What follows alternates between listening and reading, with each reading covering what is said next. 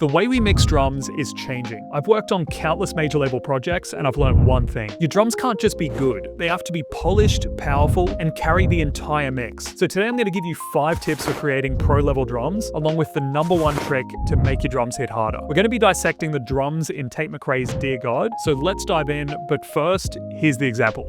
Hands on my chest and my knees on the carpet, hoping you'll stop it. Dear God, we could get started on my brain. Take the pressure out of my pain. Take the weight just to say I love you. Dear God, get it jumping out of my bed. Take a mixing out of my sex. Take away the way I'm still not one to sex. All the memories, babe, I play my back. Okay, so that was the example. We're going to start by soloing the drums just so you can hear them.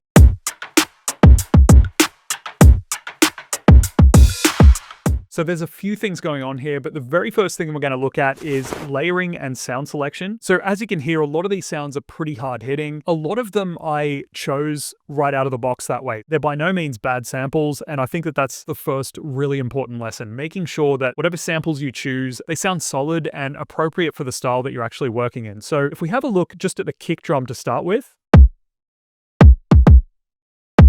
so it's a really, really nice sound. I'm going to show you all of the processing and all that stuff in the next few steps. First up, I just want to show you without any of that processing, just to see what kind of sample it actually is. I'm going to turn all of this off, and this is what it sounds like. So it's nice and round. It's got a lot of that sub that I really wanted for something like this because it supports that 808. And if we have a look at that waveform, it looks nice. It's not too jagged, it's consistent, and it sort of comes down to almost like a sideways triangular kind of shape. And that's really what I'm personally looking for in a sample, a drum sample to be specific. So it's more or less the same with snares and things like that. So if we come down to the snare section, you can see a very similar thing. Like, it's very consistent. It probably has already been soft clipped or processed in some way. To me, it just makes for a much nicer sample. This is very, very extreme, by the way. I don't look for every snare that sort of looks like this. This has been probably limited and soft clipped, all that sort of thing. But nevertheless, it sounded solid, and that's really what you want to look for. It has a nice, consistent, round tone. Back to the kick, we're just going to have a bit of a look at how I layered it. So what we have underneath it is kind of a stomp or roomy kick. It sounds like this. And what I've done is essentially fade in the start of the sample, just so it doesn't kind of clash with the transient of that initial kick. And together they sound like this.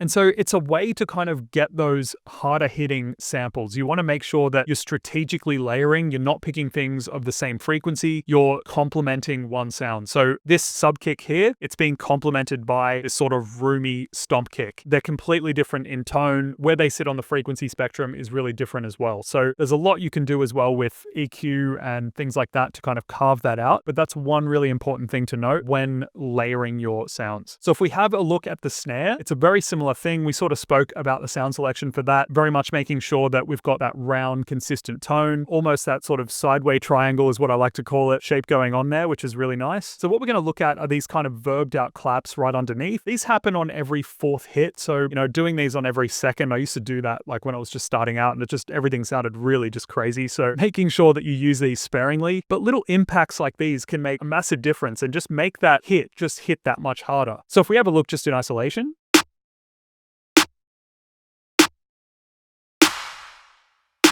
and so that's just one of them. I've layered these two as well. So they're both side to side, left and right, but of course nudge slightly, and that's called the Haas effect. Really cool. You can use plugins for that now, but just wanted to try it recently with, using 2 tracks, and it sort of worked out okay. And so again, we're layering strategically. We're not sort of picking 2 snares of the same tone. We've picked 1 snare and 1 clap, which has got a lot more air. It's a lot wider, and it's also a lot thinner. So it complements that snare once again. Another way that you can layer your drums, of course, is with percussion. I can't recall if this is actually on the record. I'm certain it would have been, and I sort of tried to replicate it or something similar. But basically just using any kind of percussion underneath your drums. They don't have to be super prominent. They just have to kind of add some sense of groove or some sense of depth to the drums. And I think that makes a massive difference. So if we have a look at these percussions in isolation,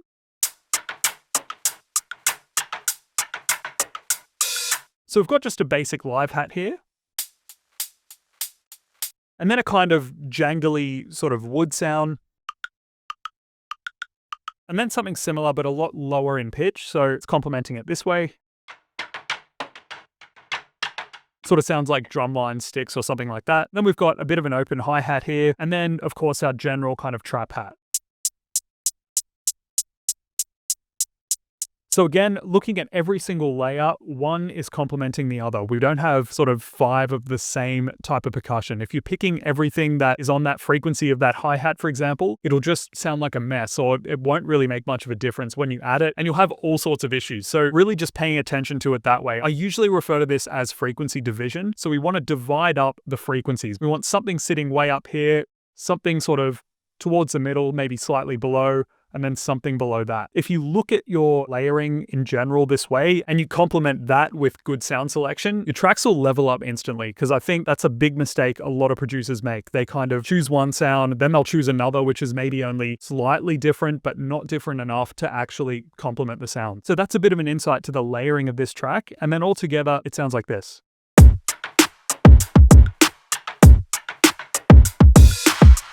The goal is that you're able to hear everything and that everything has its place. Okay, so the next thing we're going to look at is transient shaping. So a transient is essentially the very first segment of any sample. As far as drums, they'll either hit hard or they won't. So a softer transient will be much more sort of faded inward, so it sort of would look like that, but a much harder transient will hit harder. So we're going to enhance this front end of a sample. And we can also do the opposite. Transient designers don't only have to be used for sort of really strengthening that first segment. You can also go backwards and really soften it if you wanted to. In this case, we're going for hard-hitting drums. So what I've done here is use Smack Attack by Waves. It's an awesome plugin. I highly recommend it. The main reason being, of course, it's affordable, but also it's got the mix knob. I know a couple of others do, but I think in this price range, this is definitely one of the best that you can get. So I really love this dry wet because you want to preserve the initial character of the sound. So having this to about halfway or just a little bit further really gives it some kind of smack. So let's just turn that off quickly and hear what it sounds like in isolation. So it's not too bad, and this isn't a decision I would make the first time I sort of lay down the kick. This is something sort of as the mix progresses, depending on what it needs. So if we have a look here, this is what it sounds like with. Then with that. So a subtle difference, but in the context of the mix, it makes a big difference. If we have a look as well on the group for the kicks, I do some more processing, which we're going to look at in a second. But as you can see, I have the transients pumped all the way. This is using drum bus. I have the transients all the way to the right, and I've only got that on 1.6%. So I've used it in parallel here, but a very, very small amount with the addition of some distortion, some drive and crunch. And again, this is just that second layer if I needed it. So I'll start with the kick more or less as is. As the mix progresses, I'll start to sort of give it a little bit more knock. Of course, Smack Attack comes earlier, and then afterwards, if it's really not kind of pushing through enough, I don't want to drive Smack Attack too hard. Personally, this is the way I like to do it. So I'll use something like drum bus and kind of crank the effect. I'll use it in parallel strategically and just give it around 1.6% on the dry wet. So I also use transient design on my snares, and other than that, I really don't use it at all. I don't use it on my percussions typically, unless I'm trying to decrease the attack or something like that. But as you can see here, I've got Smack Attack on the snare. Again, only about halfway, a little bit less than I would the kick, because we don't want to kind of destroy our drums at the same time. Like, we want them to hit hard, but you don't want to destroy the sound that you initially liked. So if we look at this in solo without Smack Attack, really, really subtle, but if you've got headphones or your speakers in front of you, you'll probably hear that difference. So that's transient design. If you're not already using transient designers to make your drums hit harder, I highly recommend it. So tip number 3 is something a little bit different, and it's kind of indirectly making your drums hit harder, but it's something you should definitely be aware of and something you should definitely try to implement in your own productions. So what we have here is some ear candy, and it's a really great way to sort of set the listener's expectations and then exceed them when the drums hit, essentially. Tate Mcrae does this really well in a lot of our tracks. Our producers as well do it really well. There are kind of often these breaks, and that break from the drums is actually what makes them hit harder in the following bar. Let's have a look at the example. We'll start from just before here. Hands on my chest and my knees on the carpet, hoping you'll stop it. So just in isolation, this is what those 3 bits of ear candy sound like. Okay, so I've kind of recreated the, breath and stuff like that from the original record. We've got some reverse kicks, I believe that is, just a riser here and, a bit of breath, which can actually be a very percussive element and it can work really well. So with those three, it only happens for a bar and it just breaks up that kind of constant low end from the beat and, sort of the chaos of, all the percussion and everything. It just breaks that up for a second. And by the time you get to the chorus, it's hitting so much harder. So I really do recommend if you can make space for these things, little sections of silence, but with some kind of percussive ear candy that doesn't include the low end of the kick, you'll find that your entries, for example, a big chorus, a big pre-chorus, a big, bridge or something like that, they're going to sound a lot more impactful. They're going to sound a lot more powerful. And you can imagine just how much better this section has turned out just because they kind of blocked the drums out for a bar. It's not a very long time, but it's definitely an underrated way to make your drums hit harder. So tip number 4 is soft clipping. This is easily one of my favorite techniques for mixing drums. I love soft clipping the actual drum bus. So the clipper that I typically use is T-Rack's classic clipper. I've been using it for a few years now, actually, and I always get the result that I'm looking for on drums with this particular clipper. You can really manipulate the tone of it with this slope, and it just has an overall kind of rounder, fuller sound to it as opposed to other clippers out there. So if we have a look at the drums without T-Rack's classic clipper, this is what it sounds like.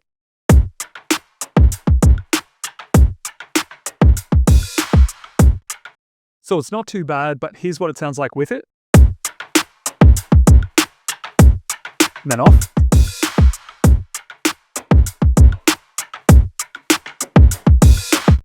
One thing to be really careful of, which I may have made the mistake of here, is making sure that you gain stage. So obviously you want things to be the same volume that you sort of set out, and you don't want to just be adding volume with plugins. You want to actually make sure that you know what it's doing. So definitely I would try and level match that, maybe a dB or 2 better, but you can really hear what it's doing. I've got the slope all the way to the left, just so it's that little bit rounder. If you turn it a little bit more to the right, you get more of that crack, but it's not really what I wanted for this particular song. And so you're probably wondering what it actually is. Is it sort of overdrive? Is it distortion? Soft clipping is essentially clipping those peaks, but rounding them out at the very top, as opposed to say a hard clip, in which case you'd see a very jagged line. This is kind of rounding out those peaks, gives it a very nice tone and just more volume without kind of exceeding 0 dB, as long as you set it correctly. So another way I like to use it is on individual instruments. So for this, I use standard clip. It works really, really nice. Let's have a look on the kick. I'll just start with it off. And then with. So you can kind of hear the layers coming together a little bit more, but also you're starting to really hear the sound of that kick almost degrade a little bit, and it kind of gives it more power, but still not sort of rising too much in volume. So you don't have to kind of just push the volume knob all the way up to get that effect. You can kind of crush it with soft clipping. As you can see, it's really hitting those peaks, like really chopping them off, except for some of the softer kind of hits. And, some might argue that that's probably too much, but in the context of this mix, I really wanted to kind of squash the kick drum and just make it sound huge, but obviously not so much in volume, just in sort of the weight that it carries in its place. So I also do the same on snares, but again, I crush them a little bit more. If you want to be more conservative with it and preserve the original sound that little bit more, maybe don't go as sort of drastic as I'm going, but especially with something like a trap snare, I just personally find that it just helps it sit in the mix a little bit better. And you can still get volume. You can get it very kind of almost compressed sounding, crushed, and just sort of sitting nice and leveled in the mix. And you can sort of give it some more volume without it peaking. So it's a really nice way to add that gain and just that sort of overdriven sound without destroying it completely, I guess. Let's have a look at what we did with the snare. If we turn the soft clipper off, this is what it sounds like. And then with.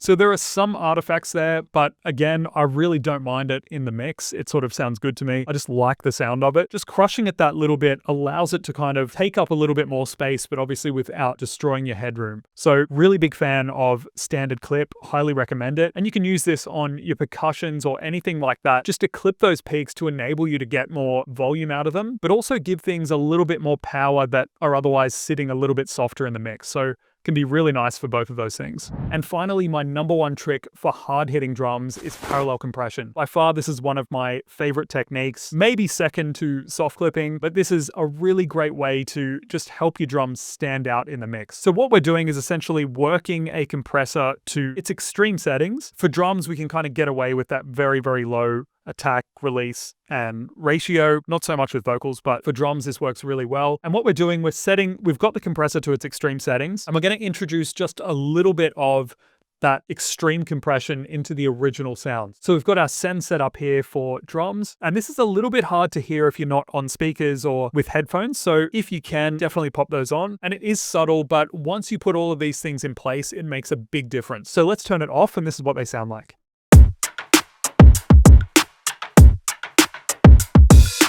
Then on. Then off.